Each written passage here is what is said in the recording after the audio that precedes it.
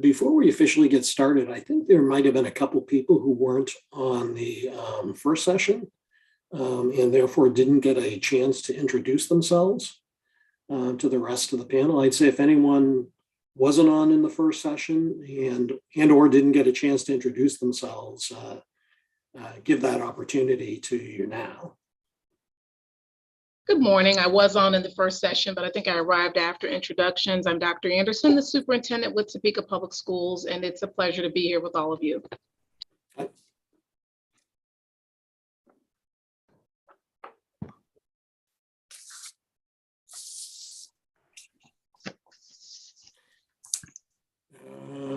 All right. Well, in the interest of time, let's get started. Thank you, everyone, for taking the time to be on this second session. There should be an awful lot of discussion during the session, so I'm looking forward to it. The first session, if you remember, we spent a good amount of the time talking about the Kansas broadband strategy.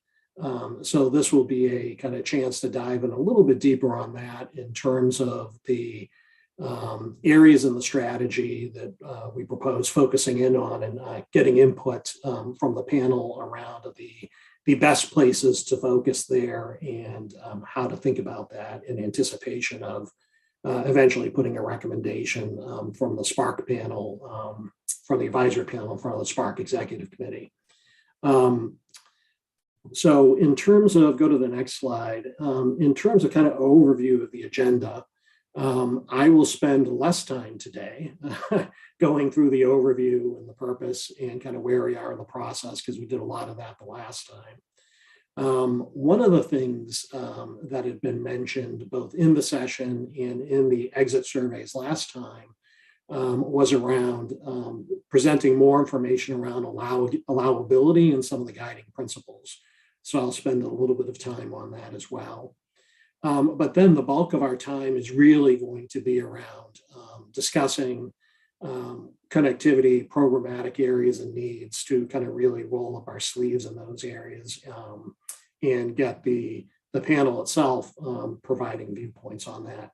One thing to stress there, we really want to focus more at the programmatic level in terms of what we're trying to achieve and how best to achieve it, rather than diving down into the individual projects at this point. And then talk about next steps and how we can take that forward between this meeting and the next, and within the next meeting to try and develop a more fleshed out ask to the SPARC Executive Committee. Before I start diving into that, though, I'd ask, Senator Peterson or Stan, anything you'd want to add as we go into this process? I'm fine with just going ahead and getting rolling, unless. Oop, you're muted again. It is important to realize that we are discussing generalities, not necessarily the specific projects. So with that in mind, let's move forward. Yeah, Stan, any thoughts, comments? No, I think that's right. Let's dive right in. I also wanted to mention Melinda Stanley is joining, who is going to be taking my stead here in the future. But no, let's just dive right in. Great, thanks. So go to the next slide. So I'd begun to touch on this before, but connectivity has a little bit of a different cadence than the other panels, partially because for a couple of reasons. One is because we're already starting from the standpoint of an integrated strategy. And the second one is that it is a very integrated area, as opposed to some of the other panels like economic revitalization, where it isn't quite as many big asks or and it covers a much wider ground of types of things that you're covering. So based on that, we've structured this around 3 meetings, with the first one being the broadband strategy review. This one being around thinking about that strategy in terms of the programmatic elements of it and getting the input of the advisory panel around that. And then finally being able to, in the third session, talk about final priorities and what the funding request would be like that would go to the Spark executive committee. Now, if we need to have some additional sessions in there, we certainly have the time, because the thought is that the final recommendations wouldn't be going up to the Spark executive committee across the panels until the end of March. So this builds in a lot of time potentially for us to continue discussions if we need to, or refine what the recommendation is, however we need to. Oh, one last thing. If anyone has any thoughts or comments along the way, I think I'd mentioned last time, raise your hand. Don't think we really need that. Feel free to pipe in and we can talk about it as we go. Hey, John, I had one question on, so this I know is the SFRF, which is a state federal recovery fund, but Kansas was also given capital projects fund for broadband, a separate funding of about 143 million. So is that included in what we're talking about or not? My understanding is we need to be cognizant of it, but we're not looking at allocating those funds in this, but correct me if I'm wrong, Stan. Yeah, that's right. This is a separate fund. The capital projects fund was a part of ARPA that was a specific carve out for broadband. So there was, and as opposed to what we're talking about, is the funds that are made available to the state that could be used for broadband. So that's why we're, with the other 3 panels, deliberating how we want to recommend allocating those funds. So they're very, very, very separate funds. And we're talking about the state allocation that broadband is eligible for, but as are a whole bunch of other things. The capital projects fund was specifically for broadband and infrastructure projects. Right, correct. I understand that. I guess my question is, if we are setting some, I guess, guidelines on where to focus broadband funds and so forth out of this fund, will those same guidelines be used for the broadband infrastructure capital projects fund, or are these 2 separate areas? I guess that's what I was asking Stan, from more of in generality. Yeah, I think that's a good question. I think generally the way I'm thinking about it, what's going to ultimately, to the extent that we're talking about standing up and just using a competitive grant process, right? The guidelines from Treasury pretty much going to dictate a lot of the detail guidelines. I think our guidelines here, we're trying to figure out more around kind of what are the broad strokes of what we recommend. Recommend that we do that competitive grant program, maybe is a way of thinking about it. So the minutia, not minutia, but the detail for allowability, eligibility, and all of that, we'd be going by their guidelines from Treasury. The one thing I'd say, Jeff, and I'm not the expert in it, is that the different funding sets could have different guidelines and requirements. At the same time, I think you'll see the level at which we're looking here at the kind of strategy and components of the strategy and where to focus, probably will provide some general context for how to think about building out broadband. Okay. No, I appreciate clarifying that. I just had that question in my mind. I knew what we were focusing on, but I didn't know if these funds would roll over into those funds and be combined. So I don't want to take a lot of time. You clarified that. Great. Awesome. Go to the next slide. Once again, thinking about, and I mentioned it before, the level that we're going to be flying at in this conversation, in this part of the process is really around the programmatic level rather than getting into very specific projects. It's kind of from a strategy standpoint, thinking about kind of like the why and the where, and somewhat the how before getting into very detailed specifics around the who. We're going to be looking at trying to complete a description of the programmatic elements and make sure that in terms of impact and feasibility and equity, they're the strongest programmatic recommendations we can make, and then putting them in the context of what would be the final ask in terms of dollars to the Spark Executive Committee. So that's kind of the level we're flying at. The next slide provides even a little bit more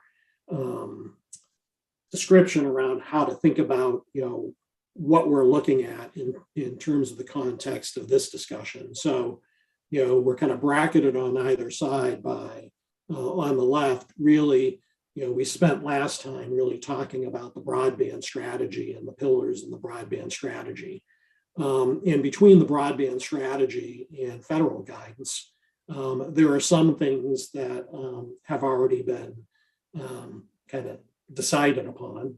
And all the way to the right is kind of the programmatic implementation, which this set of funds has requirements around how that needs to happen once you've defined the programs. What we're really focusing on today, just to be really clear so that kind of everyone understands for this session what we're trying to engage in, is being able to set the funding request for each pillar of the state strategy to understand of the pillars that we really want to focus on here, how we think about how those split up, make sure that we provide the greatest justification possible for this request, particularly since it's going to be taken in the context at the Spark Committee, in the context of requests coming from all the other committees on how to drive impact, equity, and feasibility, and particularly around that feasibility piece, because we talked about that a decent amount last time, was recommend innovative solutions to meet the needs of different types of communities and make sure that we feel confident around the feasibility. Daniel had brought up the point, last time, I think he had offered a map of Kansas in terms of where things stand now, in terms of connectivity. And we've continue to do a little work on that particular map so that we can have a discussion around where do things stand now in terms of just levels of connectivity and how do we overlay some of the current projects against it. And how do we think about, how to move out from that in the most feasible way? And what are the things that could be some of the biggest blockages from that happening? So taking into account, well, why does the map look like the way the map looks like right now? And what could be done in order to kind of achieve the broadband strategy goals?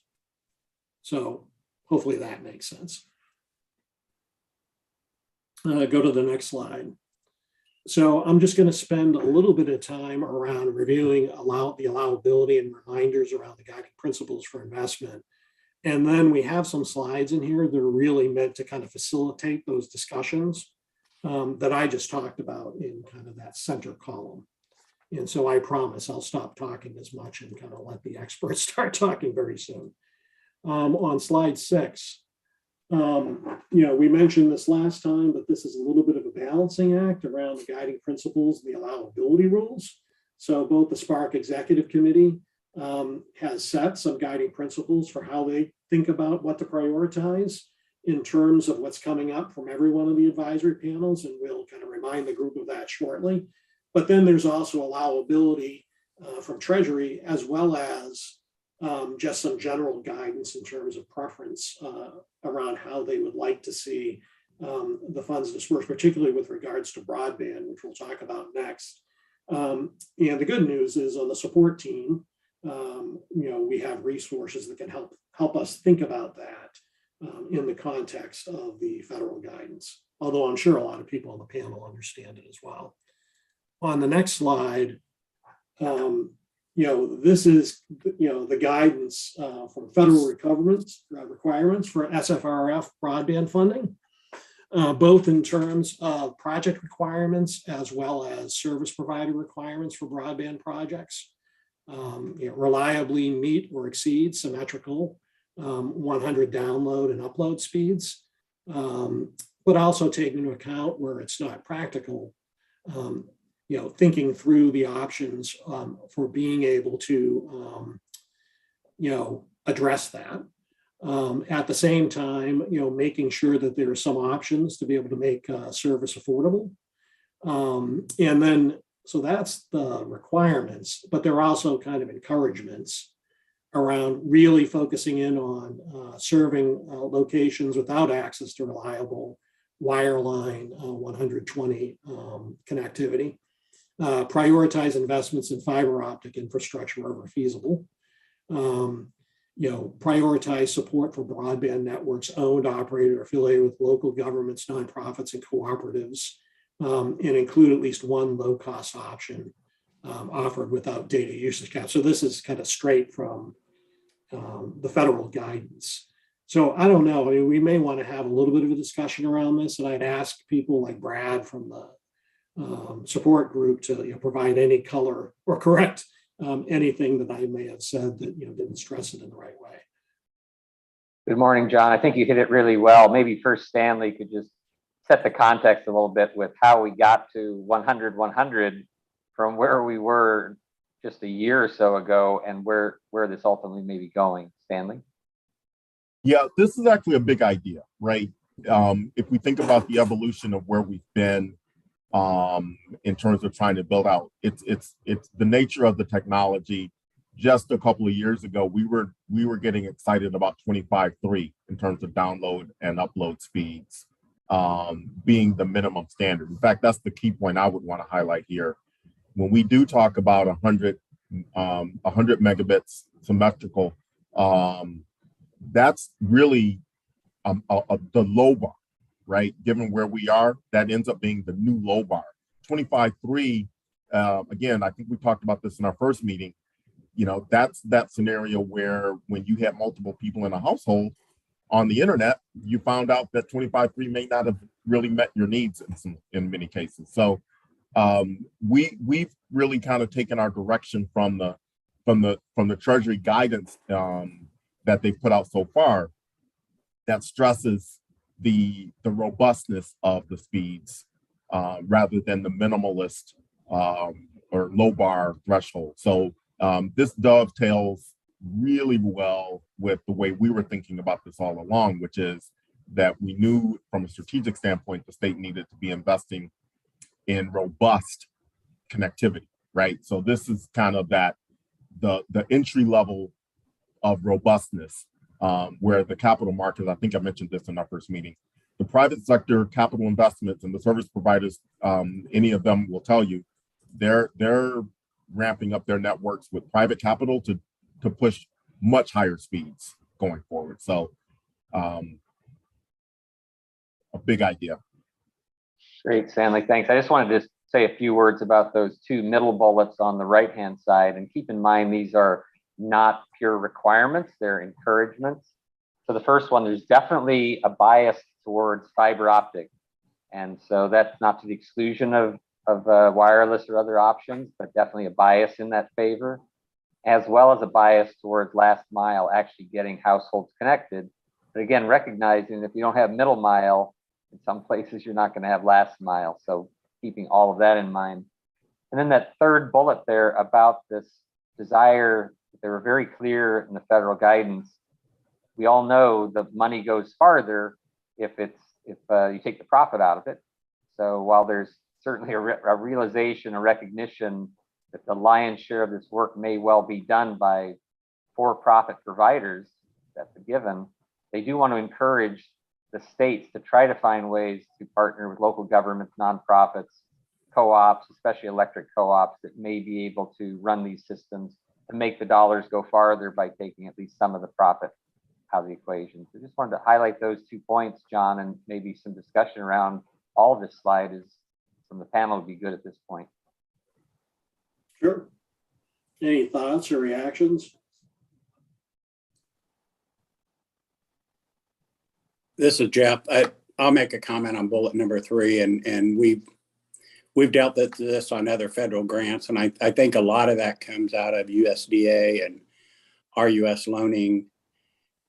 Certainly, I would agree with partnerships, but prioritizing, that local governments or nonprofits would actually run the network day to day. There's a lot that goes into running and managing a broadband network. I think that should be discussed. The co-op comes from the same viewpoint. RUS loans to, again, dealing with this for 20 some years, they loan to a lot of co-ops out there. That's just who they loan to. So I wouldn't say a broadband co-op is any more efficient or effective than a locally owned or any other kind of broadband operator. So again, I agree with the partnerships. I just think it to say they're owned and operated by a local government nonprofit that's never run a broadband network, there has been a lot of failures in that realm. And I would just echo that the point that I think has been highlighted is that this is one-time money. So being thoughtful about how this is sort of seeding investment rather than obligating some of those entities like local governments, nonprofits to kind of care for and upgrade the network over time. That's something to be mindful of too, given that this is kind of one-time money, not reoccurring money. Yeah, both really great points. And we have been speaking through the Office of Broadband, speaking with the electric co-ops in particular. Some of you may know there are at least 3 that have been in the broadband business, one of which got out of the business not too long ago. And there's definitely some trepidation about how this might work, but we want to continue the discussion to make sure that not just that we've checked the box, but we've really explored that so that we can tell the federal government that we did give it a serious consideration as part of the process. I might add on to that too. I think it's missed sometimes when we talk about infrastructure. Typically, infrastructure is kind of a monopolistic environment, and in the case of broadband, it's typically competitive, and the government is not well equipped to operate in competitive markets, and so it's just another reason to support the private industry or other at-risk entities in those efforts. But I wanted to speak a moment on this slide, and it says about everything but fiber should be the focus, and I truly believe this panel should look at focusing on fiber. Our state has done a great job investing in our physical roads, and we're typically, I think, in the top 3 in the nation for roads. We need to do the same thing when it comes to our digital roads and investing in scalable long-term infrastructure that doesn't put us in a position like we've had in the past, where we've put some money in technologies that require upgrades and further subsidies too soon into the future. And so, really from a technology standpoint, when you start talking about symmetrical speeds of 100 megabits and higher, what it's really saying is fiber. And we've advocated for an 80-20 or even a 90-10 position, where if we focus on 90% of our allocation to a long-term investment like fiber, we're really going to get the best bang for our buck and not be back here in another 10 years doing this again. It also alleviates the 2 number 1 challenges associated with all of these efforts. There's always an argument on speed, and there's always an argument on mapping. And I think we'll get into it later, but There is a map today that shows where all the fiber is located and where it's not. So that's not really an arguable point.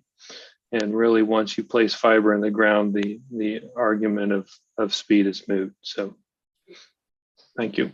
Massively important point on that. And I think, John, we're going to have some more discussion later in the meeting about that, because the question to be thinking about for then is, what do we do for places where there's not going to be a good business case short term for fiber? Are we going to, is there a solution for those people? Yeah. So let's refer that to a bit later. I see Senator Hawk has had his hand up. Senator Hawk. Thank you.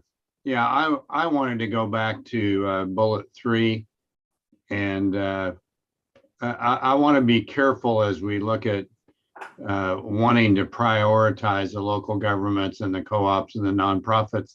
I think Kansas has invested in our rural telecoms and our other major providers to try to expand broadband.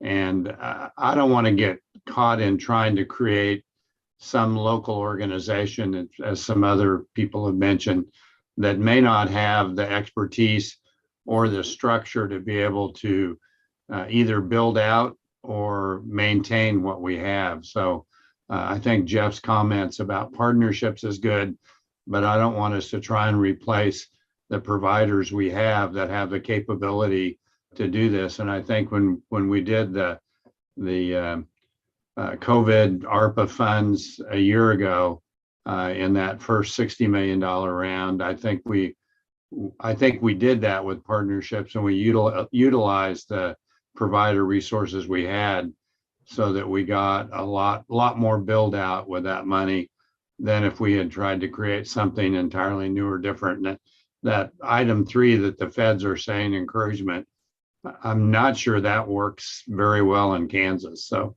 that's just what little technical knowledge I have.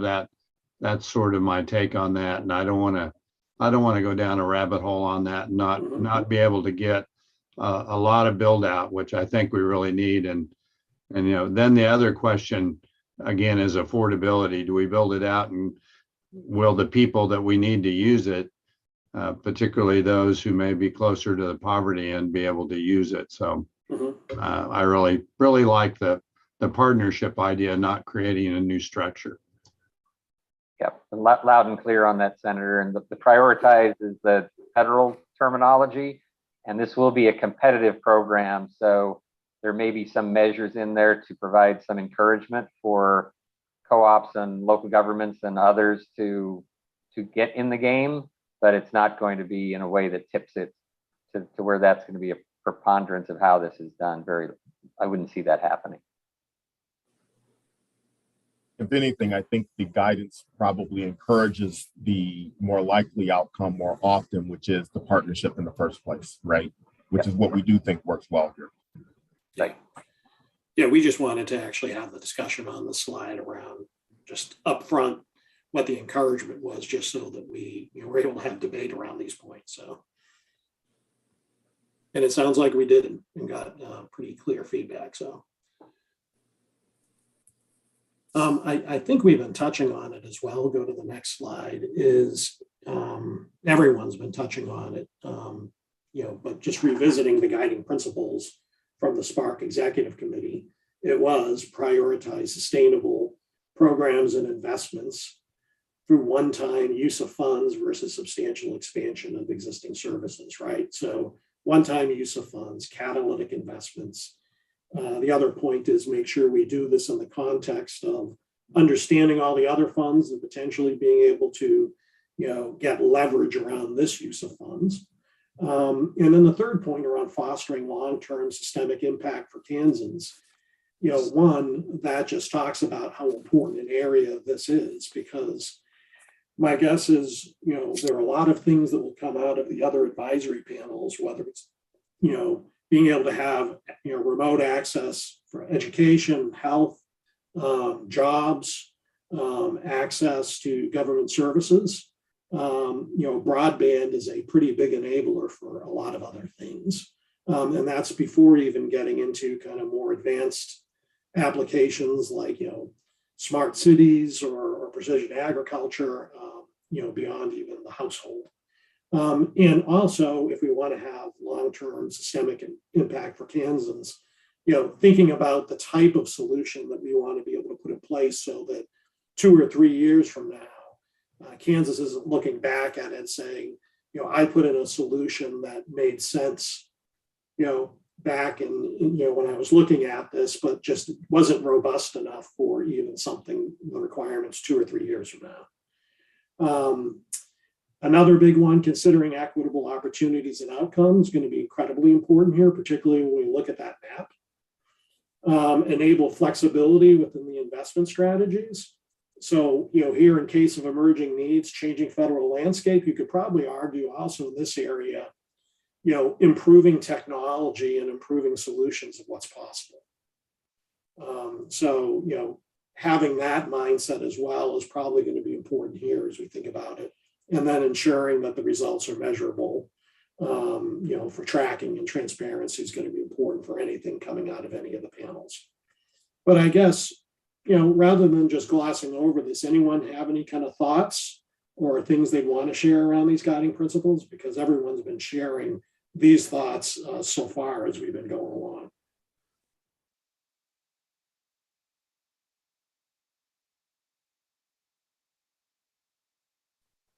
Great. Well, let's keep going then.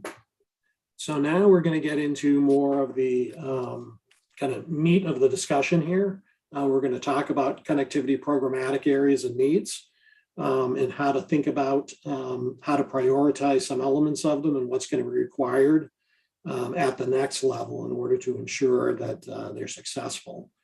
So there is a little bit more context setting around this that I'll get into, and then we can open it up for some conversation. On the next slide, this is just something that we talked about and Stan walked through in the last meeting around the kind of 4 broad pillar areas of the KOBD broadband strategy, around driving robust infrastructure, per Senator Hawk's comment, enabling Kansas connectivity, that people are able to afford it, that they understand how to use it. And then the third and fourth area is transformative applications, which will be kind of situation specific, and then establishing Kansas as a broadband leader, which in some cases may be a little bit more kind of general, almost behind the curtains enablement around this. What we talked about in the last session was really focusing in more on the first 2 points for the purpose of these funds around really driving robust infrastructure and enabling the connectivity itself as a primary area of focus for these funds, because the other areas, although particularly 3, although we need to be cognizant of it, and some solutions or requirements may come up from the other panels, until having points 1 and 2 largely focused on, it gets a lot harder to be able to do 3. Any comments or thoughts around that before we move to where we're going to really start focusing in on the first and second pillars around infrastructure and enabling connectivity? By the way, we received no submissions in areas 3 or 4 either. So, hey, John, my only question back on that other slide is reverse auctions. Is that something that's been decided to do this money through reverse auctions? Or rather than like metric based? I would ask someone else to. Yeah, I do not think that's something you could say it's been decided. Reverse auctions is something that is obviously at the federal level, something they do. We have not done reverse auctions in the state, in our state. So, and there might be some complexities. I'm a little skittish about jumping in and saying that's the way to go. So it's not decided, John, to your Jeff, to your point. But it's something that's been a part of the discussion. I would just kind of think of it in terms of that's one of the areas that we could consider, but I don't feel like that's where we're headed. Okay. So it'd be fair to say, Stan, that could be considered, but we're not going to be able to answer that here. Right. Yeah, I don't think I would not recommend that because it's just a process you could use to get the projects, and it's not the only process. I mean, it's a little bit cumbersome. To be honest, when I think about the FCC's reverse auctions, I cringe. So that's kind of there are pros and cons to that approach. And what we really want to do is get it plays to this kind of low cost and not necessarily where we want to try to make sure that we're making long-term investments. For example, in my mind, we don't want to, one of the metrics we wouldn't use, or at least not prioritize, is cost per connection, because inherently the cost per connection is going to be higher in the projects that we're doing, most likely because they're the ones that were least attractive from a business case standpoint. So a lot of moving parts to it. But the point would be that we're trying to make sure we stay open to best practices. Thank you. Great. The slide that we're on now really just shows kind of where the submissions fell. And as I pointed out earlier, they really fell in the first two rows, reflecting probably the kind of the primacy of, needing to have the infrastructure in place and making sure that it's affordable. And it was really on the infrastructure side where most of the submissions fell. We're not going to try and go through the specific submissions at this point. But obviously you can see kind of where that's where the energy has been. So it seems like, the Kansas itself is focusing in on those two areas.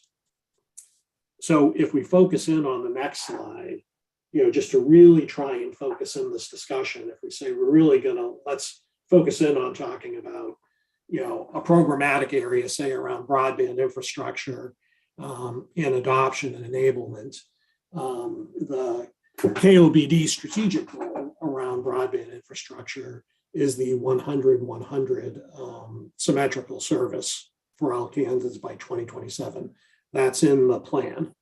And also in the plan is accessible and affordable connectivity for 200,000 households in the next 3 to 5 years. So what we're really trying to focus in on here are a few key things. One is, how do we think about the split between those? If you're thinking about where you want to be able to kind of, regardless of the size of the ask, focus in on infrastructure versus the adoption and enablement piece, what is the right split there? And secondly, and this gets into a little bit more detail, saying, say if the ask is for 100 million split across these, or 200 million, being able to make sure that, getting to kind of the next level of definition around how we think about the programs to ensure that, we're able to have a good feeling that those new investments are as impactful as possible, equitable, and feasible, both for our own peace of mind with regards to this, but as well as to be able to be very clear with the Spark Executive Committee when they look at the request versus anything else, that they'll be able to say, yes, I see that this is clearly really high impact, and I think there are a lot of arguments that can very easily be made around that. That considerations were made around it being equitable. And probably that a really big area is that, we have a feasible approach to this. So it actually makes sense that, we could, be able to execute this in this high impact area. And once again, from the first discussion in that last session, it seemed like there are lots of questions around that feasibility piece and starting to get into some discussions around how to make these things feasible. And I think we already have here, for instance, when we were talking about that third item in terms of the federal suggestions around how to target the partnership models. Before we kind of start heading down that path, though, want to make sure, any questions or thoughts before we kind of dive into a map and kind of begin talking about kind of the current situation from a geographic standpoint in Kansas? John, I had one comment or just observation from past work, especially with the CARES funding that went into broadband. The state did do, I think it was maybe an 80-20 split, just like is shown here for broadband and adoptability. And we participated in both. The adoptability process was much harder than anticipated.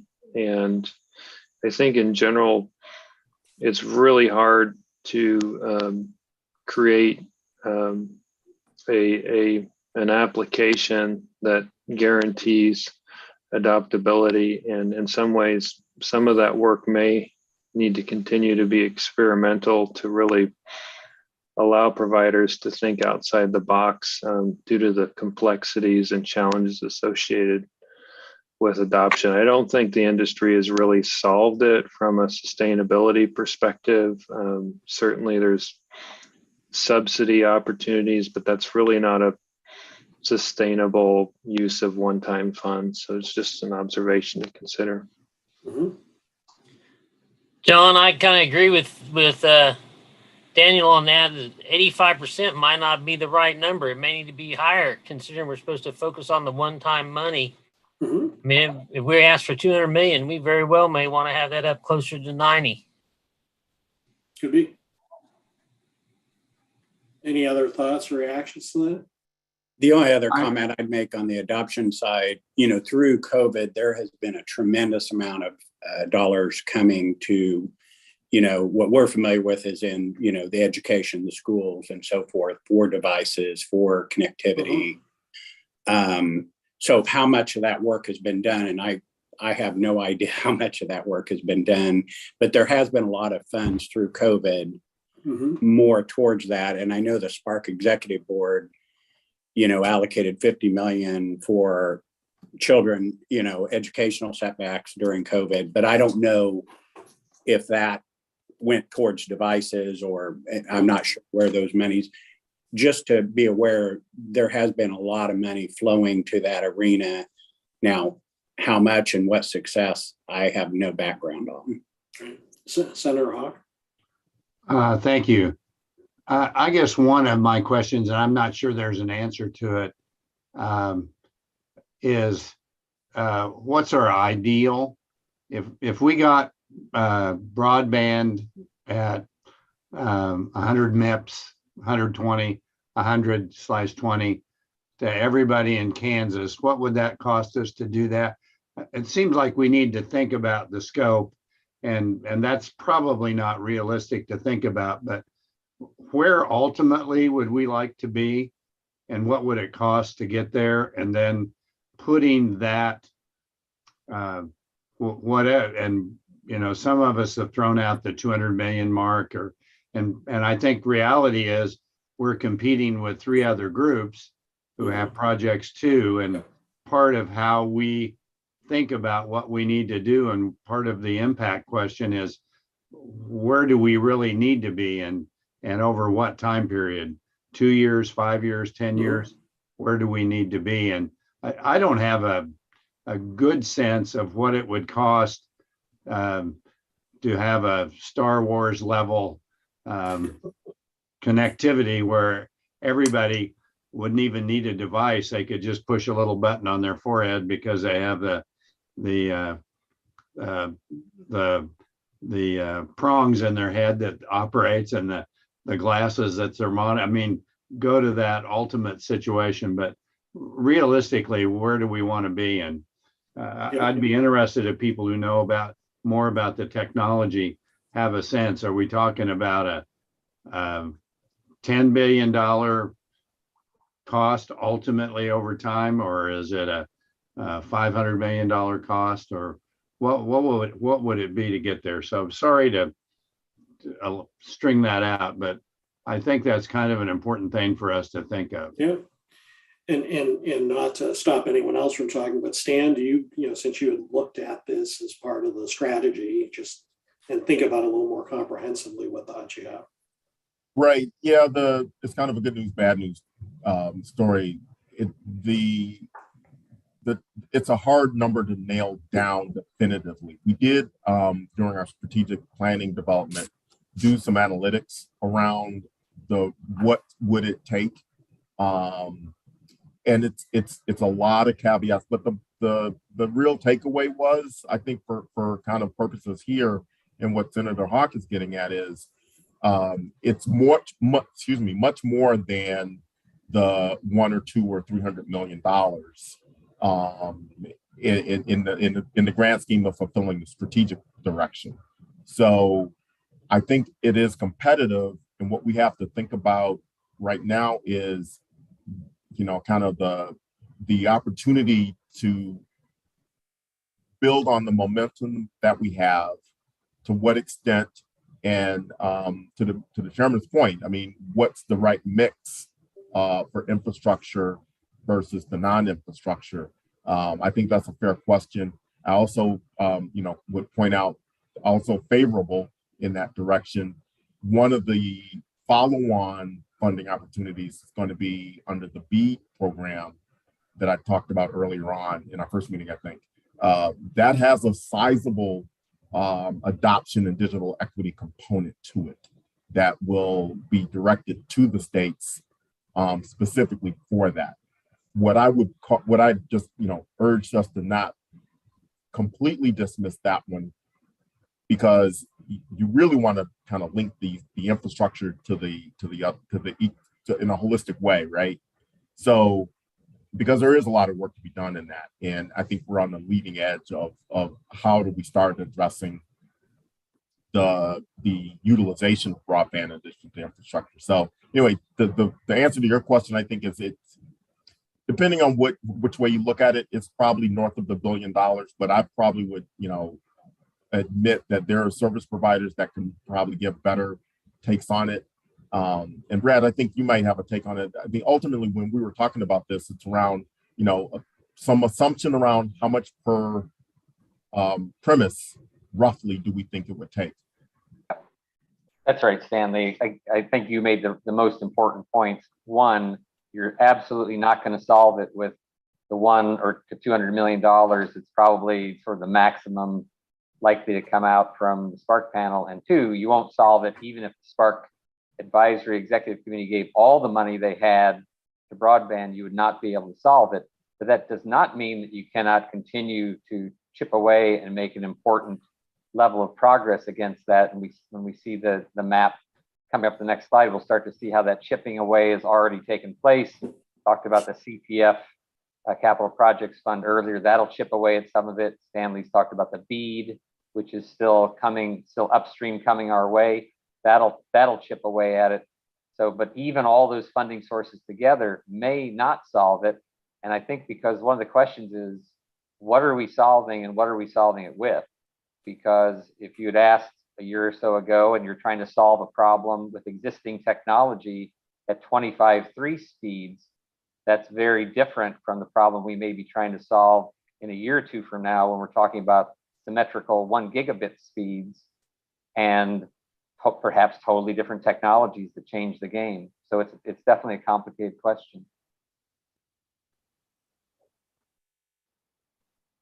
Pretty fundamental question. So interested in other people's inputs. Yeah, John and Brad, I think you hit it on the head. It's almost like we're going to attack this first round or so with this low-hanging fruit, which we have been for the last few years, right?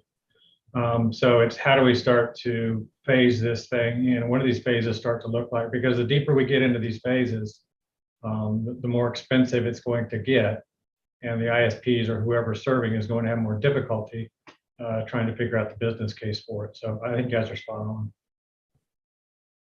Senator Hawk? Sorry, I didn't put my hand down, but enjoying hearing the answers. I like to ask these questions that there are no answers to, but I want to make sure we're thinking big enough that we Yep. really do get the impact. And sometimes I think on the legislative end, we think we've solved a problem because we threw a big chunk of money at it, but we're not looking at the size of the problem. And I think where we want to go is we need to keep in mind that it's a much larger number than we're dealing with on this project. Thank you. And I would say, at least on the affordability piece of the equation, there's been a lot of effort, both through the emergency broadband benefit and now the American Connectivity Program, to address that challenge at the federal level. So I think, to the point about what the resources look like in terms of what we might think about for Kansas, it might be worthwhile kind of focusing on more of the adoption piece and maybe not paying for the service, but, you know, the device piece of the equation, making sure that, you know, folks have the ability to get online with the proper hardware, and then the knowledge or wherewithal to do that as well.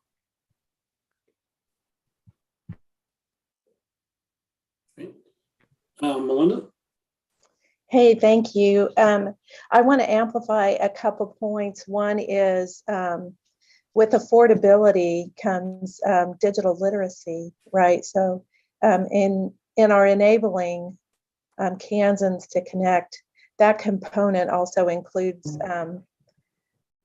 trying to reach our elderly neighbors. And our data from the state data center indicates that 56 of our Kansas counties, the largest population is over 70, right? So keeping that in mind, that digital literacy is also part of the adoption component. So as you consider those things, keep those Kansans and our neighbors in mind in that boat. And then the other thing that comes to mind as I was listening to some of our service provider partners is the changing landscape of the cost, because even working through the last 18 months of projects, some of the significant costs for labor, for supplies and materials have changed. I'd like to hear their feedback on maybe a percentage of change, you know, as we try to nail down a number, which is really vastly moving, Senator. I just wondered if they have any feedback on that as we move forward as well.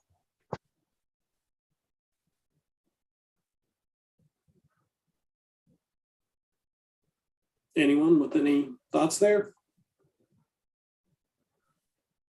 I can throw out a swag number. I mean, I think we have not yet seen. I mean, there's certainly supply chain issues that increase costs associated with holding inventory and finding other alternate inventory that's more expensive. But the general inflationary pressures that will only be amplified by more and more funding in the space will substantially increase costs and reduce supply for both labor and materials. And so, you know, I think we're anticipating at least a 20 to 30% increase in costs, and that's kind of absent the inflationary issues going on right now. Jeff? This is Jeff, and I would agree with that. I think you're seeing, you know, 20 to 30% is a good number to look at, unfortunately, and just, you know, trying to find contractors or supplies. You know, right now, if you order fiber, typically we're a year out for delivery on that. And then if you want to try to find it quicker, as Daniel mentioned, you're going to pay higher.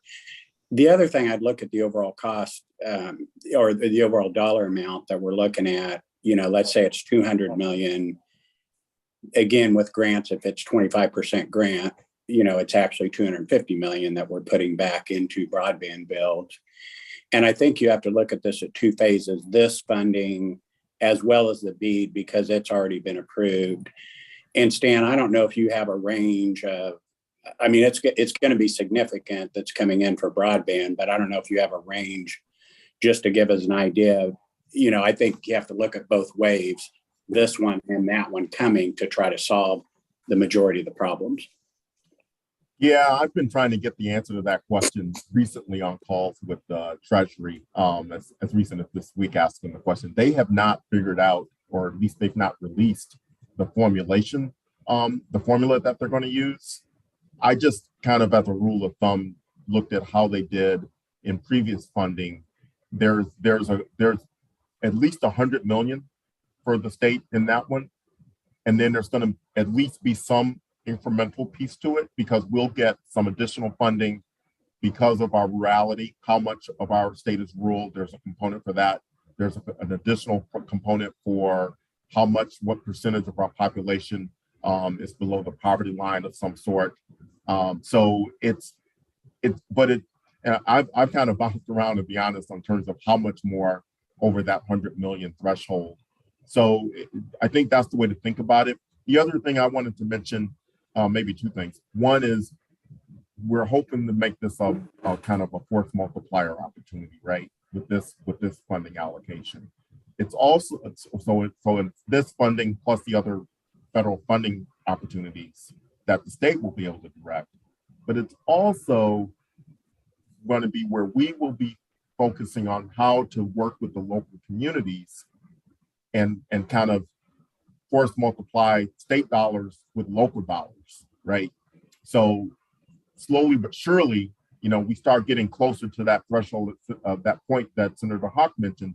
Is, are we getting closer to that moving number? Well, it gets kind of, I get a little optimistic when I think about, boy, by the time it's all said and done, we add all these things up, we might be getting really close. It's just, a lot of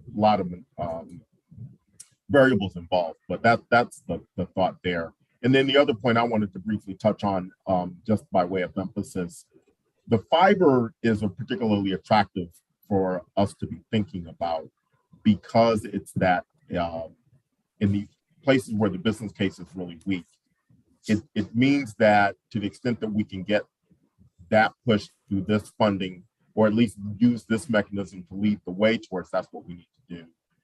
It just inoculates the rural areas by a lot. And I think you all get that.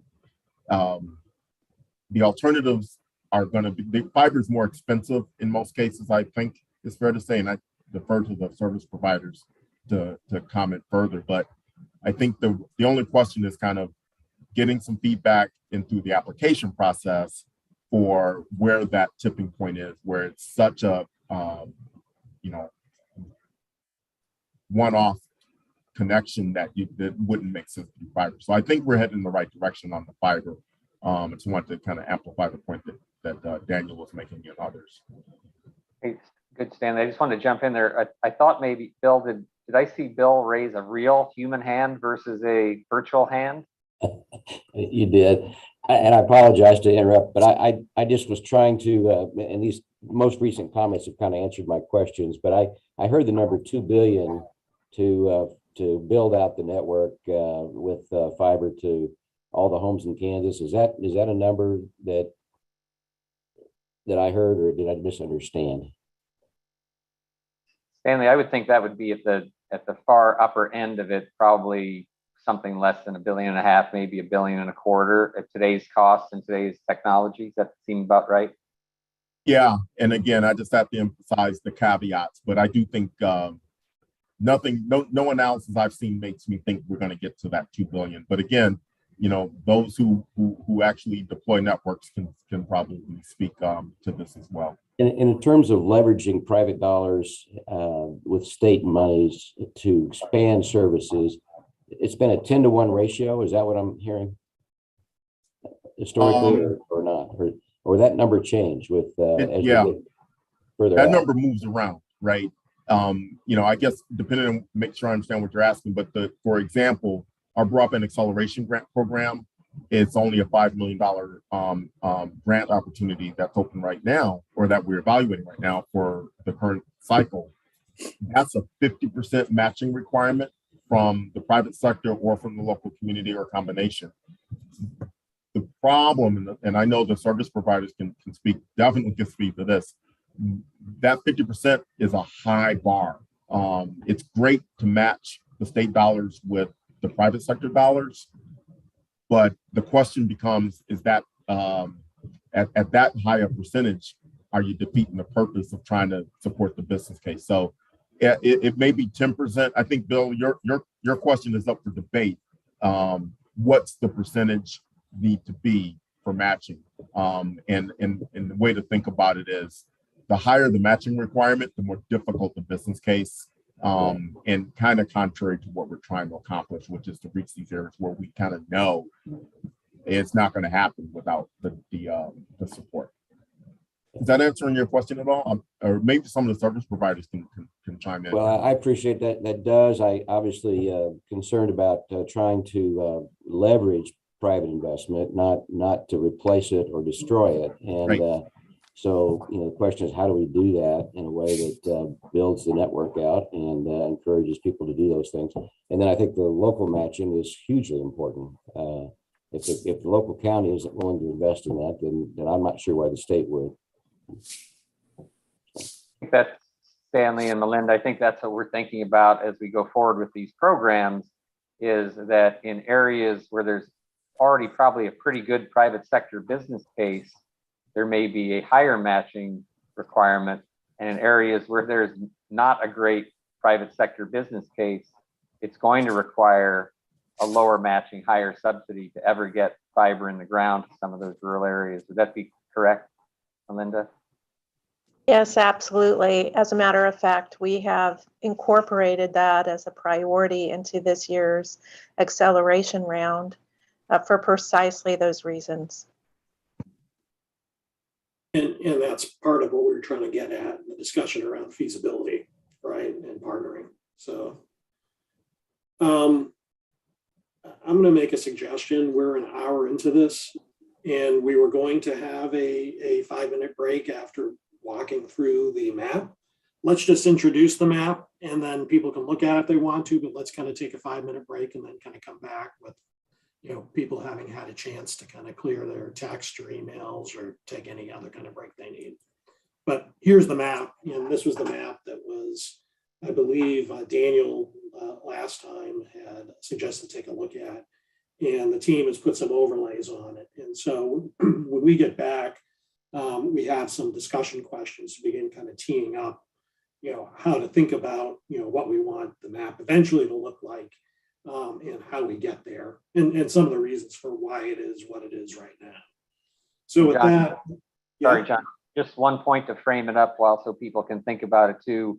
As they look at this, the blue dots, which are the SURGE program, which was funded under the CARES Act with the Coronavirus Relief Fund, that had a very, very short time frame on it. So that drove a lot of shovel-ready and near shovel-ready projects versus ones that maybe would be trying to achieve the same kind of goals that we're seeing now. So when people look at that, remember that we originally rolled that program out in the summer of 2020 with a deadline to complete the projects by the end of 2020. So those don't necessarily represent all the goals we're trying to accomplish with this new funding. great. So let's try and connect back at 11:06, and we'll dive into our discussion on this and then some more of the targeted discussions that we've been teeing up. Thanks.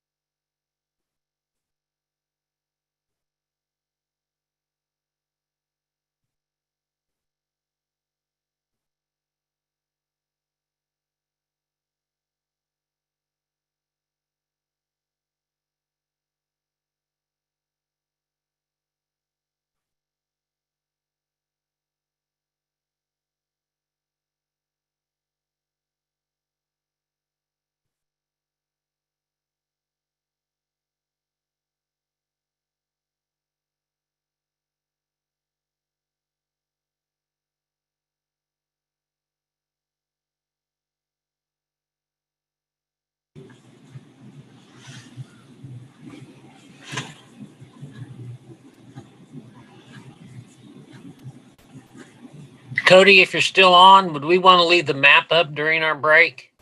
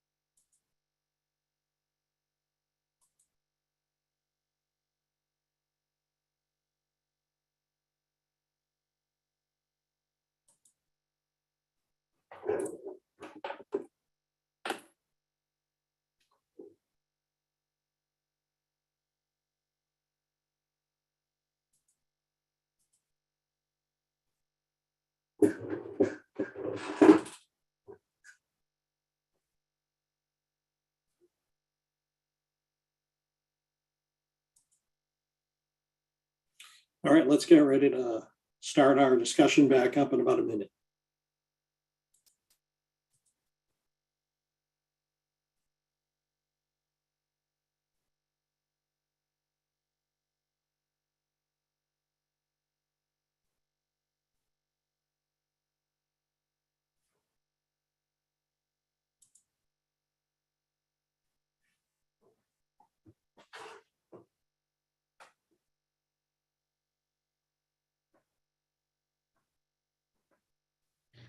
If I could just make a general comment as we look at the maps, and she mentioned, let's get the discussion started, and there's such silence, I might as well break that silence. Thank you. I just want to piggyback something that Ms. Stanley said quite well earlier regarding digital literacy. And I really want to speak to digital equity. So that third bullet of how can we ensure investments foster long-term systemic impact for connectivity, I think that's, for me, from a K-12, pre-K-12 perspective. Digital literacy is important for our elderly, but also for our parents and teaching population, and what that professional development and materials look like and how we invest in that. So this is sustainable. Programs come and go, systems remain. So that investment, looking systemically at how do we close that digital literacy, but digital equity gap impacting schools in particular, for me is what I want to see in this space. So infrastructure is important, but also this other piece as well, I think needs to be important. Thank you. We had discussion questions on the right, in terms of, and once again, I cited before that I believe this was Idea Tech that had the map originally, and we did some overlays on it. But, why are there gaps? And there are probably some, obvious answers to that.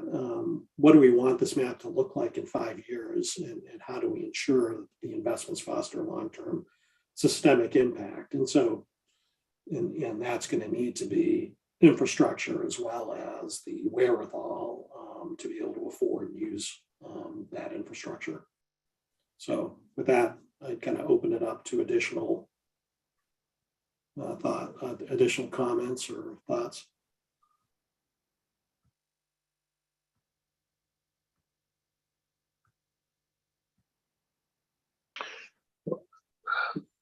John, I'd be happy to make a couple just observations here. One of the things that may be a little unfairly discouraging is the amount of red on this map. Part of it is just related to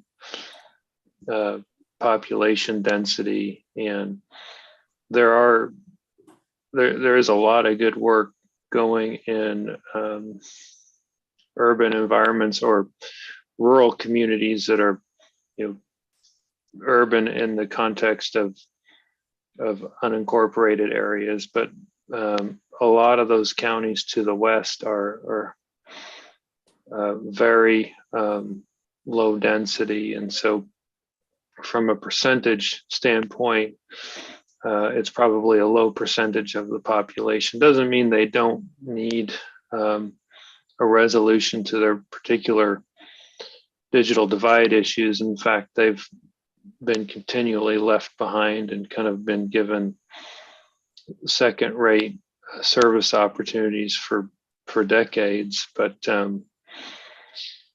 there is a point associated, I think Paul made it earlier, related to, there's a graph, and I'll try to give it for next session, related to density and expense, and it eventually hockey sticks up, and it's that last 10% or so. And so it goes back to,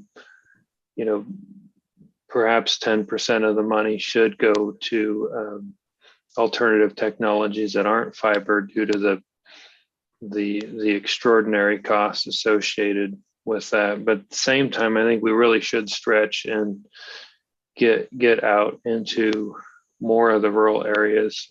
But the one other comment I just wanted to reiterate is, and I totally believe what Dr. Anderson said about, there's a whole other discussion that's a little harder for some of us working in rural areas to grasp, but is very valid. But if we're looking at kind of the rural digital divide here, and the idea that we constantly think a new map's going to solve our issue, if we would agree on a high bar like fiber, this is the reason we suggested we look at this, is because this is actually a map that is not that disputable. Everybody knows where the fiber serviced territories are. And if we would agree if we're looking at a bar like fiber, we could get off of the argument of mapping, at least in more rural areas, and move on towards funding. I mean, I think there's been proposals about spending more money on new maps, and it's just, to us, it seems like a waste when we have a map that's so simple like this. One question that I've had as well, and this may be a naive question, but as you go, farther into areas where the household density is lower, obviously, unless you look at a different technology, the cost to connect a household could be higher just because the numbers game. But is households the only way to look at it? I realize that's the focus of the strategy, but are some of those less populated areas also kind of hubs of agriculture? And so you might have like precision agriculture applications that would require the investment. Molly? Hey, John. Yeah, that's actually really timely. I was going to bring that up. I think obviously the focus on fiber is really important and should be the bulk of what we talk about. But I think if you look at particularly precision ag and even public safety and smart transportation, robust wireless coverage, which each tower ends up in a fiber backhaul. So there's a fiber component to it, but making sure that there is kind of that really high coverage everywhere is equally important. And the challenges are the same for fiber as they are for wireless in those less densely populated areas. If you're not having a high density of people who need a strong wireless network, the business case isn't always there to make that wireless investment as well. So it may be worthwhile in that. I think this is the most flexible pot of money where you could do something with regard to wireless, to maybe think about setting a chunk aside again to kind of support that precision ag, public safety, smart transportation applications. Just a thought. Paul? Yeah, I don't disagree with Molly. I think too, when you look at kind of what we're at least these first phases of what we're trying to accomplish, I agree. We ultimately we need to get to the gig fiber, but there's areas that are being served by coax cable that are getting gigs. So we got to be careful about where we want to focus. Again, I do believe fiber is the answer. I think anybody that's building today is building with fiber. So that makes perfect sense. But you know what? To Molly's point, do you take a county that is very underserved and toss a wireless solution to see what happens? What's the experience, and is it something we want to chase? So I think there's a lot of ideas out there. We just got to kind of narrow where we're going to head. Any other thoughts?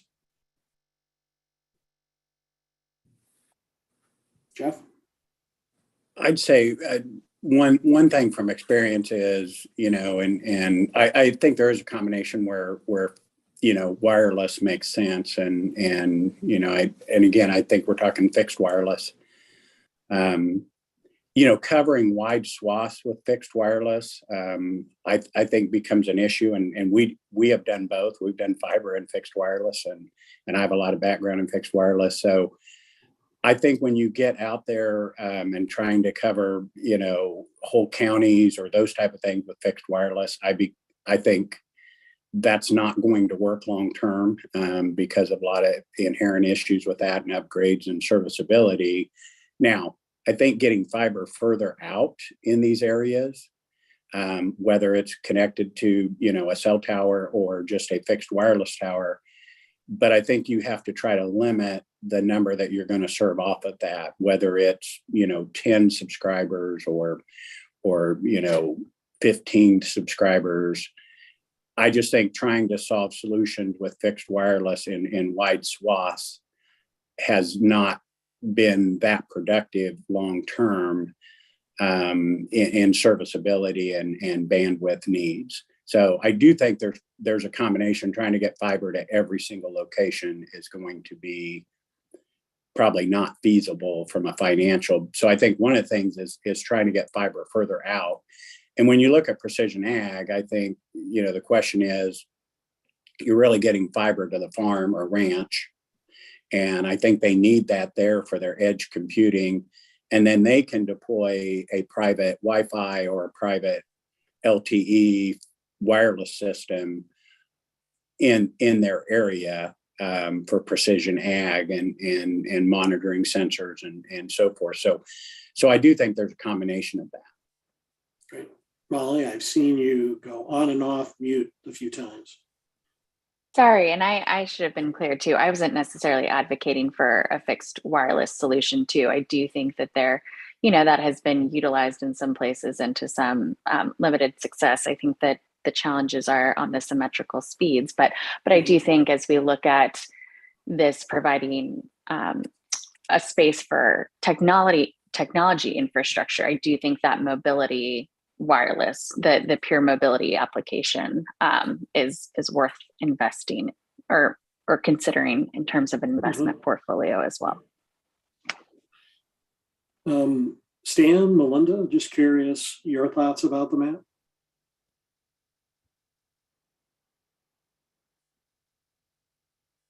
Actually, no, I don't have anything. I think the map tells the story quite well. And I agree with the comments that have been made so far. I think what the conversation is kind of getting at is a little bit of once you, there's a point, there's a strategic view, and then there's a layered point beneath that where it's kind of gonna depend is the answer, right? I think Jeff, I really, like the way Jeff, you put it, we just got to be mindful of that once we start to get into the details. And I think that's doable because it's about getting a boots on the ground view of a given project in a given area where we are emphasizing the strategic goal for fiber where practical. Again, this is not just the state saying that, this is what the federal guidance is saying as well.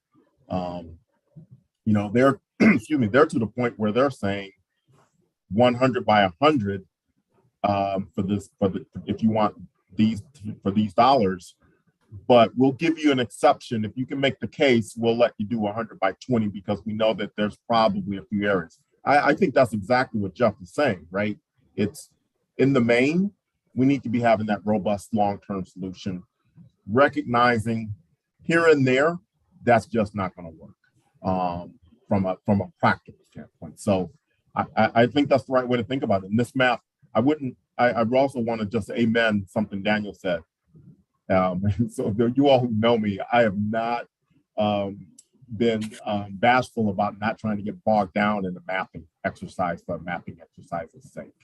And I think this does a good job of kind of painting the picture from a high level standpoint. But anyway, so that's my thought. Melinda, did you want to add any additional? I would. The other Stanley would have a comment here. And I think now everyone is feeling some of our pain points. These are definitely the struggles, right, of trying to hit every Kansan. And I guess I would ask the panel also to consider our risk tolerance, right? I was actually kind of hopeful by the time we got to this point in our efforts on broadband that there would be solutions for the wireless aspect of speed, and we would have addressed it, but we haven't yet. So one potential option that we could entertain if there's flexibility in the funding is potential pilot programs for this type of alternative use or alternative network types of infrastructure. So I would just put that on the table. Okay. Brian, you have your hand raised. You've been waiting patiently.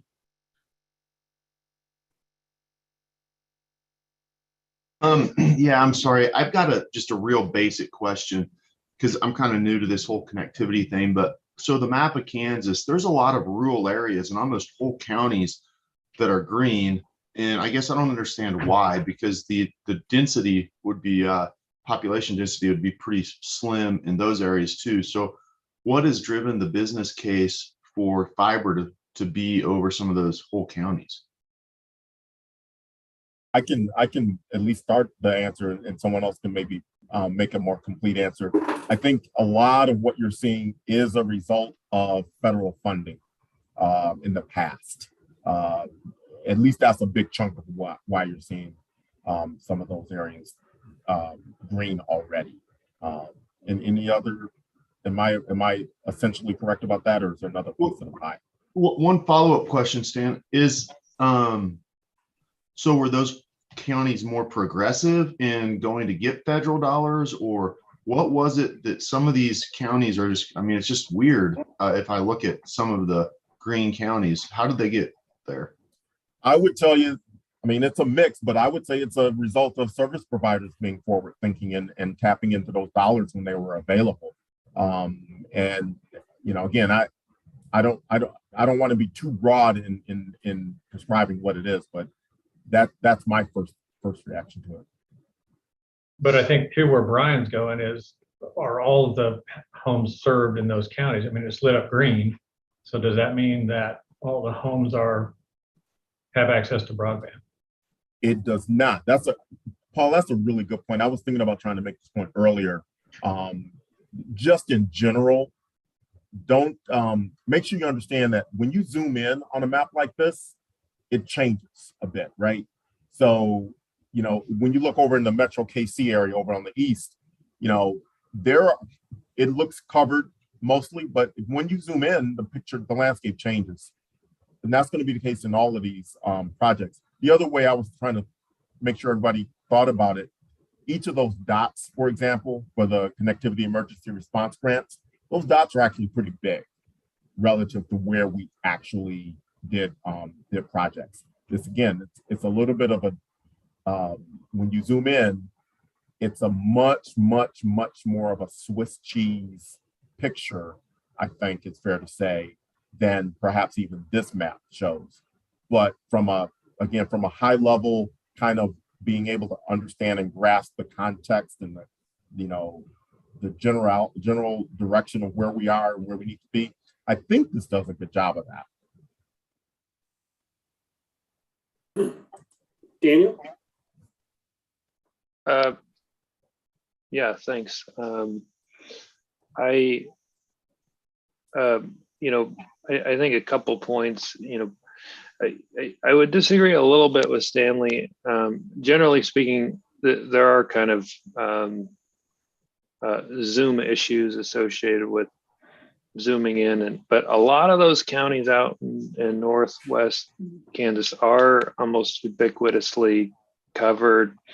They're covered by providers that decided that they wanted to cover their entire service territory, and Stanley's right in that it was significantly subsidized, but it was subsidized in a different era that doesn't exist today, and it is resultant in some of these other areas just don't have the same solution. There was a great opportunity with the federal RDOF fund in Kansas, and it was largely squatted on and wasted in our state. And so we had an opportunity for some $260 million and ended up with less than a tenth of that. So it's just an unfortunate part of governmental programs that don't work as well as intended.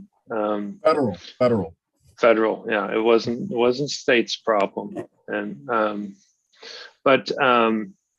I wanted to also circle back because I know, Brian, you've made the point before on getting better wireless coverage, cellular or mobility coverage. And it is a different conversation with perhaps a different map.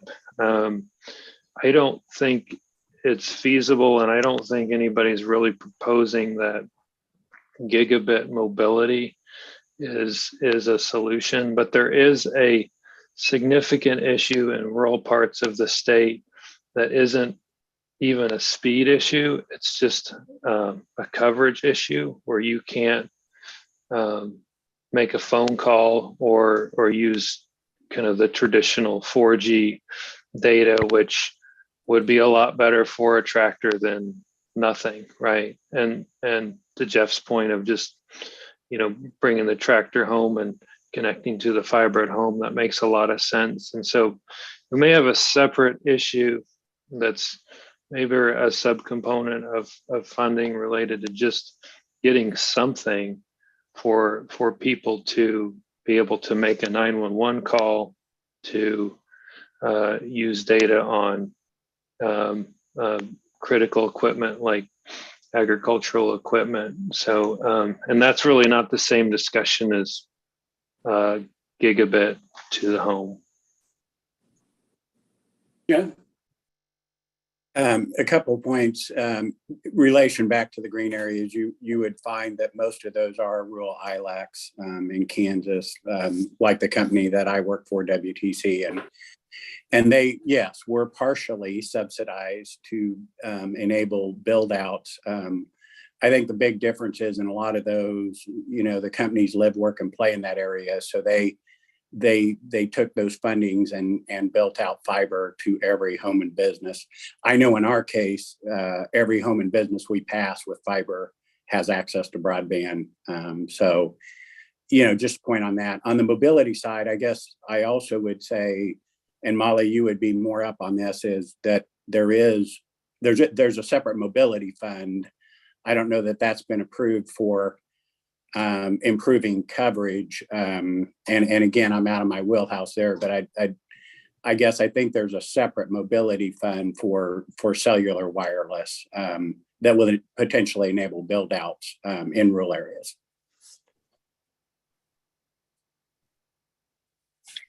Jeff, you're right. And we've seen the same issues with the maps and making sure that the on the ground experience squares with what, the network coverage algorithm spits out. And that is funded at the federal level. And I think that just the thing is, as we think about, this pot of money, is just being thoughtful that this is probably the best place to kind of tailor our plan to Kansas's needs. As Stan mentioned with the reverse auction, sometimes that can be a clunky process, and it's definitely got its pros and cons. But I guess I would just make the case for this is that there might be an opportunity to set some resources aside to focus on this and be very informed by sort of the Kansas experience, as opposed to kind of falling in the bigger, broader federal bureaucracy and plan for mobility needs.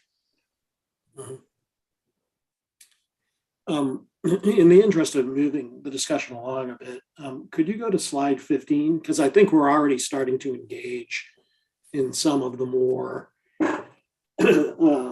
detailed discussions where we wanted to tee up. When you look at the map, it looks like things we called community archetypes, right? Connected communities. Once again, once you zero in, it may look a lot different at a detailed level in terms of what's required in those. If they're more likely in general to be urban areas, you have all the basic household needs, which would be the same everywhere, but also some other things around business development, smart cities. The connected adjacent communities may have still all the household needs and still some of the business development ones. In the unconnected communities, if they are more rural, not a perfect fit with this data set, there are maybe some more unique needs around ag. So in terms of like the types of questions to discuss, I think we're already there is, for each one of those, how do we think about the different need sets and how do we ensure that, we're going to be able to meet those needs in the future? And like I mentioned, I think we were already diving to this anyway, but just kind of curious with kind of this level of framing, thinking about it by different types of communities, whether anyone has this triggers any thoughts. Yeah, my screen is still slide 13, or am I locked up? I'm seeing 15, so. Okay, I've got some problem on my end. You got a connectivity issue? Yeah, there you go.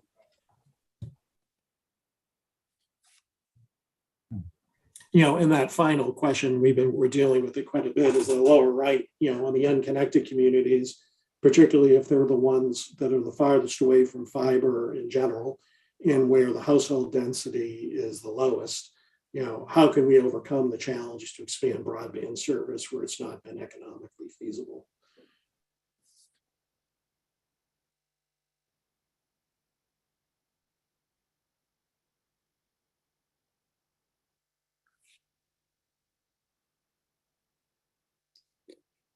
Well, one last thing, I guess I would just ask the question too there, is that the area where technology is likely to change the most over the next few years, where if you make a bet now, pilots aside, you may actually be making the wrong bet. Once again, I'm not an expert in this area, but go ahead. Sorry, I talked over you. This is Jeff, and in the unconnected communities, and that's maybe where we look at that from, you look at accessibility. So I think bringing infrastructure in there, the issue is going to be, and I think Dr. Anderson sent out a note that, some of those areas are directly related to the poverty map. So, we may want to consider, is there more money for adoption and accessibility in certain areas? Because, it's one thing getting the connection, but it's a second thing is, hey, can they afford or take that next step to get connected to that broadband connection? So that ratio that we talked about before and talked about as one blanket ratio, like 85-15, 80-20, it could actually be somewhat different depending upon the type of community. And I'm just no data. I'm just talking out loud on that side of it. So, Melinda, just an additional comment to extend off of what both Jeff and Dr. Anderson brought up is that these areas also potentially have needs for what in the pillar in our strategy we would look at potentially transformative applications, right? The reach to agriculture, the reach to transportation, the reach to the household, telemedicine. So I just want to make that connection for folks. that it may be more of a, and we've talked a lot about partnership, that this is really where that all comes to intersect, right, in these types of areas. So I just wanted to make that point. Mhm. So I guess as we think about the partnership model for each one of these communities, how do you think it would need to change as you cross the community types? I don't know this speaks to the change as much as, you have the two questions. How do we identify underserved connected communities and address those gaps? And I think whatever we do, it needs to be continuous. There's so much of a one and done. You get feedback and you're done. And that's not how systems remain intact. And that certainly doesn't feed to sustainability. So, people who have applications that speak to how are they going to get ongoing feedback and be responsive, and for us to be thinking about that in our planning, whatever that looks like, whether it's learning sessions or through connected communities that are, whatever that looks like. The other piece about leveraging existing infrastructure and expanding connections to bridge that gap, and again, of course, I'm partial to schools, but schools are the center of the community. You could be the most rural place with very few people, the most dense place, but you're going to have a school system. It might be K-12 with 300 people, but I think that's a gap. That's a bridge builder right there. And whatever's done, making, having that as an opportunity to be a bridge in communities that are pretty spread out and are pretty dense. Melinda? Sorry, I needed to turn that off. Oh. Hey, John, while we're continuing to ponder that, I just want to be a little bit more maybe blunt, because we've got such a wealth of talent across this panel, including the providers. The intent is that if funding is provided by the Spark Committee, it'll be a grant program, not unlike ones that you're familiar with.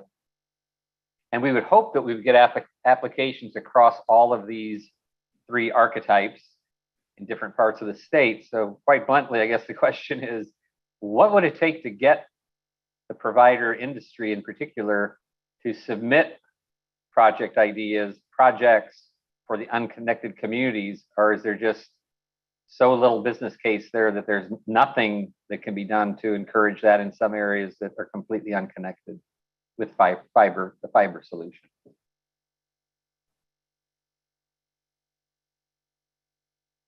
Well, I think part of it is it may just be coming, and it's just, previously funding was limited, and so it was very competitive. And these areas, those big red areas in the map, are without proper kind of metrics associated with choosing where the funding goes. The ability to make a competitive grant application for a few hundred homes, and the cost to home, the home price per home passed ratio there is so high. When a grant reviewer is looking at it, and they say, well, I can use these dollars over here and get to more people, and I mean, there's a lot of very community oriented people that are also business minded folks that are looking to make good business cases, and so they're probably less interested by nature to solve the biggest problems because they're the biggest cost. And so I don't know if I answered your question, Brad, but I think it potentially is related to scoring metrics, and you have to drive that solution there by a little different scoring metric than just trying to get total volume, because I think when we look at volume and the most premises possible, we time and time again leave out some of the least dense areas. Yeah, that's exactly the point. We'd love to hear more about that, because the way that we're hoping to craft this is to be able to incentivize that. And if all you do is say, household passes per dollar, you're never going to hit areas that have nothing. So tell us some more about how we might be able to make that attractive. And so this is Molly. I'll speak too. I think having defined areas is really helpful too, because when it's, kind of thrown out there, like, what would it take? It's a very, we'll gravitate probably towards scale and the most efficient plan too. But if it's a defined area saying like, okay, what would it take to make this, economically feasible for you to serve this area? That's something that I think we can really get our arms around. And our dollar figure may be different than a different provider's dollar figure, but I think when you define the scope of the work, it's easier for us to come to the table and say, this is what the economics need to look like in order to provide service. So I would say, I think that there's a way to kind of do both. If you think about it, I think it is really important to consider scale and efficiency in terms of getting these dollars as far as they can go, but also understanding the inherent challenges that presents to getting those least, populated areas served as well. So maybe kind of defining specific areas that fit into those respective opportunities, and maybe even a third bucket as well too. But that's super helpful, because one of the things that's woven all through the ARPA is you don't see the typical what you see in these programs, which is cost benefit ratios. They particularly want us to try to find extra ways to serve underserved areas, which includes economically underprivileged populations. So we've got the opportunity there. We just these are all very helpful thoughts. Love to hear some more from Jeff as well about exactly how that may work so that we can get some applications around that.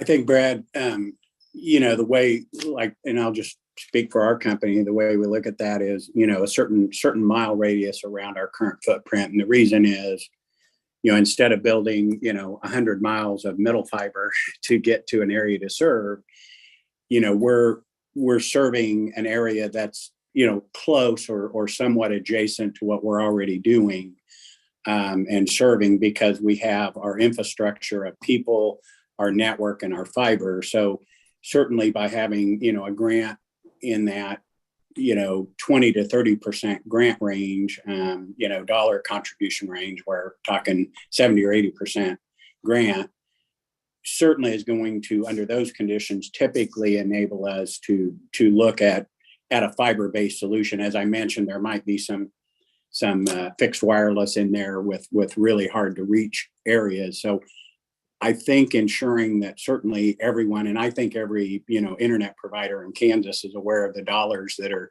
potentially coming. And we need to have them all look at that and look about serving their areas. Because I think a local provider, just because they have the network and infrastructure of people, can serve that more effectively 5 years and 10 years down the road, because they're close and have that overall infrastructure. That's great. Yeah, And I one point- totally agree with, oh, sorry, Molly, go ahead. no, go ahead. No, I'm just going to say I agree with Jeff on that, because that's the challenge, right? It's the long-term operational pieces that we've got to pay attention to, as well as the business. And it's upgrading the networks in the next 5 years or 3 years, as fast as technology is moving. And so for us to be able to sustain that, that's the challenge, I think, from an ISP perspective. One of the challenges. And I would just say too, I think being really intentional, we've talked about it a bit, but BEAD programming has very different rules and recommendations and guidelines than the Capital Projects Fund, than this set of funding. So it may almost make sense, and I don't know if it's something we'd be willing to do, but to sort of specify, because BEAD can only be used in places that meet this criteria, that's where we're earmarking those types of communities or those areas for that funding source. I don't know if we would go as far as to do that, but I think it's something to be thoughtful of, is that with these different sets of rules, we may be limited in where we can spend funds. And so being conscientious about where these funds can go, because they're the most flexible, and not using them in a place that then would only be able to be served by BEAD down the line, and not addressing another need that won't be able to be eligible to be served by BEAD is something I think to be mindful about. That's very helpful. And maybe we, just in the interest of time, I know we have to bring this in by the top of the hour, John. So we've got the similar slide. The next slide is really on the adoption piece of it. Yeah. I think for the same kinds of questions. We've hit a lot of this already, so we may not need to spend a lot of time on that, but just be thinking as you do your homework for this meeting, going to the next meeting, what can we do? Affordability is a great, important issue. We talked about it.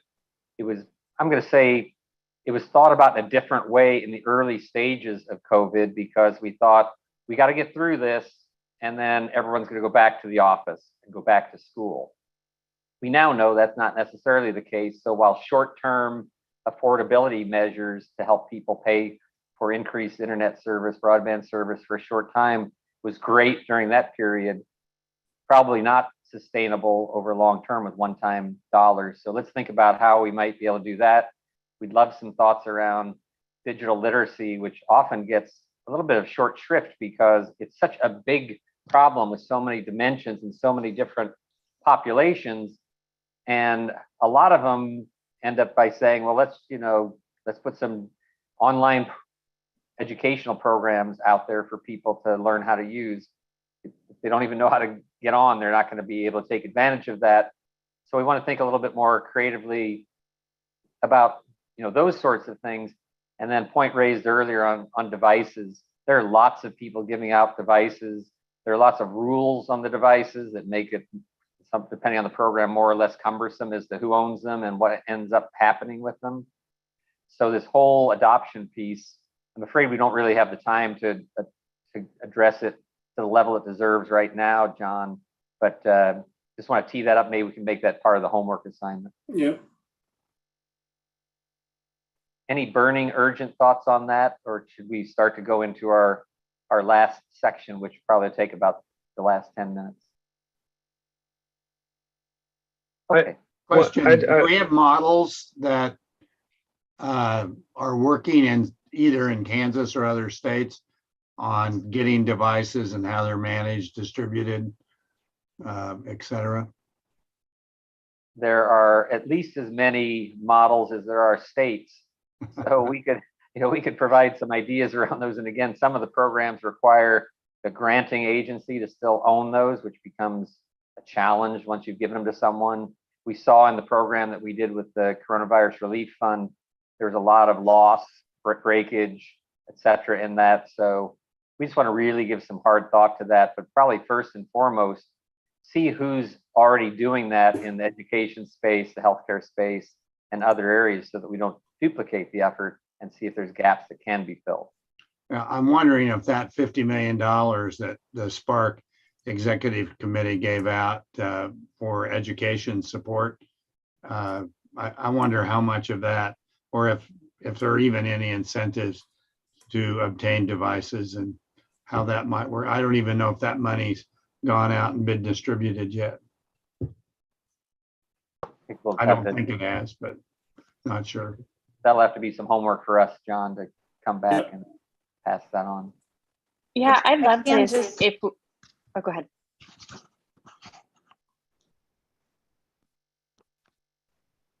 I was just going to ask if there's any data or evidence or takeaways on kind of like a lending library approach. I know several libraries checked out whether hotspots or devices or things like that. So I'd be curious if we have any information on sort of the success or efficacy of that approach.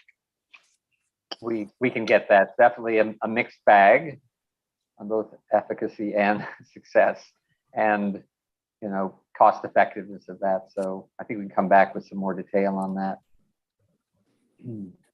John has had to drop for another commitment and asked me to land the plane for us. So my first empowered executive role on this, going to suggest we go to the last section so that we can finish on time.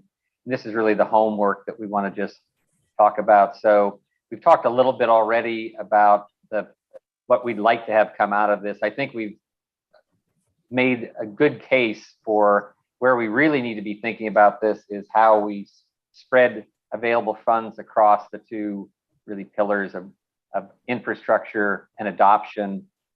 And while you received and saw all those projects that were submitted as ideas or programs submitted as ideas, those will ultimately come into the grant funded program later on and will compete against all the others.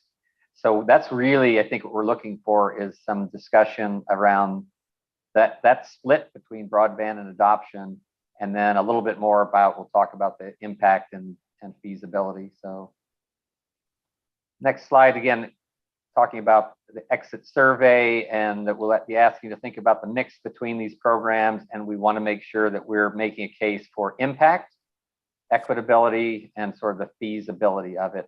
I think that's pretty easy in this panel as compared to some of the other panels where you've got a lot of very different kinds of program ideas that need some sort of a justification, business case, explanation. To say that we have to justify broadband as being impactful, equitable, and workable or feasible, I don't think we'll have a lot of trouble with that, but we will want your help in the homework on that. Next slide, please.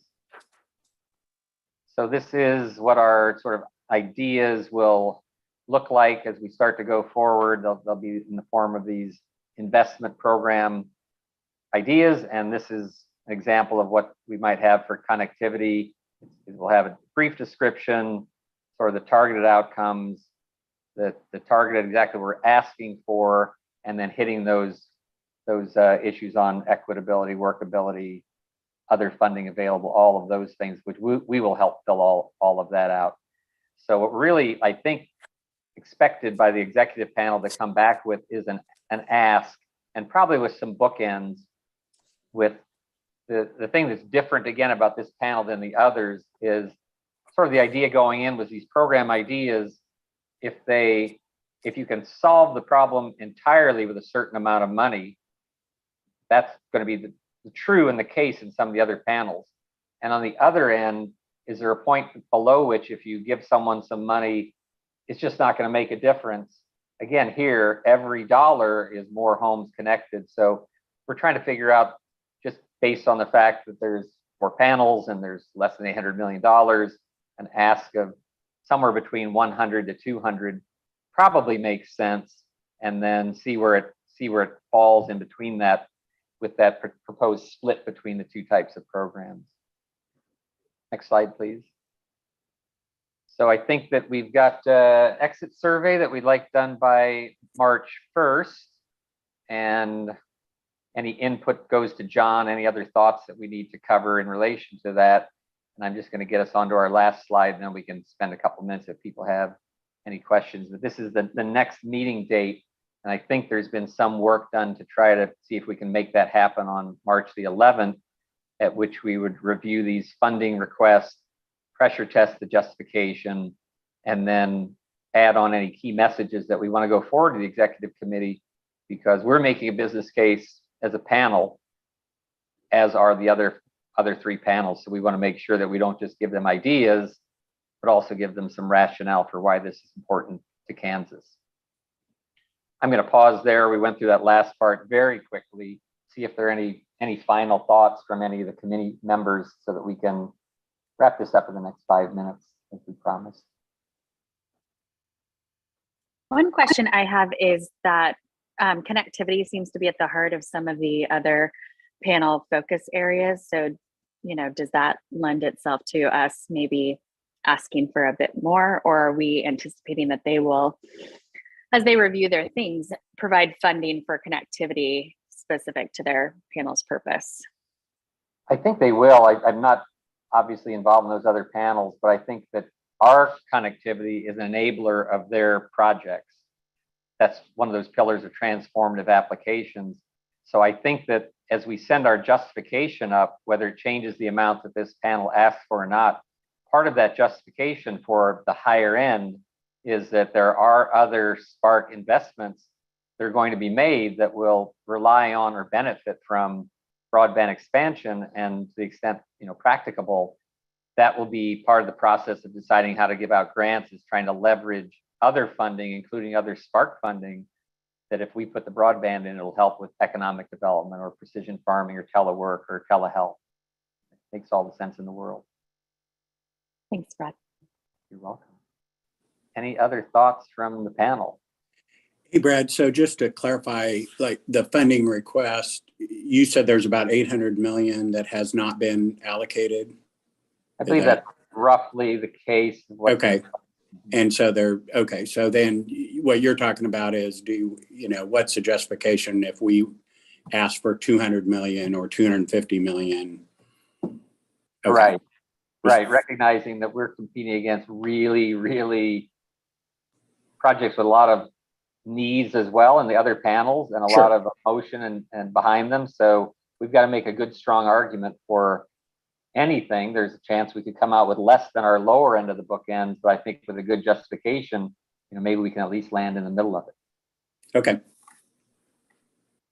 Any other final thoughts? It's been a great session, and I think we'll want to figure out how to build on these discussions even after the panel is done, because we're going to need the help of this whole group and more to really, the big problem that can't be solved in 2 hours or 2 months. I had one comment. Molly talked about focusing on that 11% that we have trouble with really connectivity at all, certainly not adequate connectivity, versus we had our 2 big areas. And I'm not sure how to think about that. If we want to target funding specifically to address that 11%, do we do that in the 2 bigger areas, which I think I don't have that in front of me now, but sort of the fiber versus the usability or affordability box. Is there a way to look at that with the 3 main areas we're looking at, that the 40%, the 49%, and then the 11% that we really want to make some impact on, but we probably still want to do some things in the other 2 areas. And how do we integrate that with the 2 big boxes of basically fiber broadband expansion versus affordability and usability? Absolutely. Let us come back with some thoughts on that for the next meeting. Good, thank you.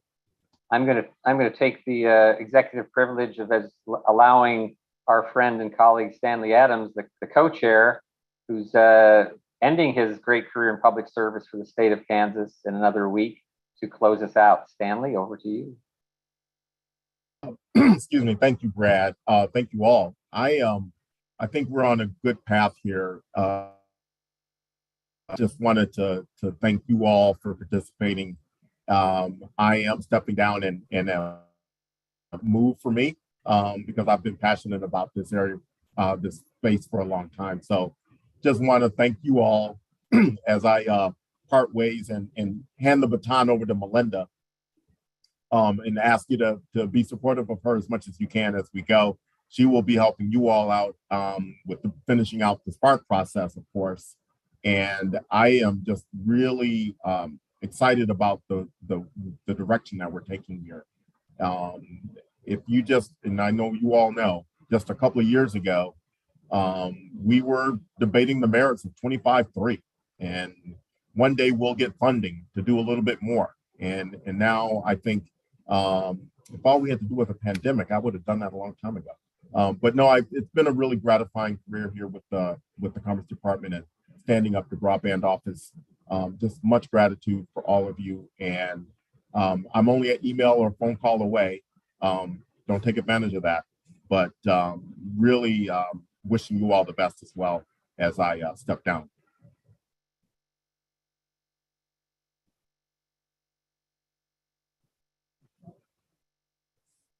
Good luck, Stanley.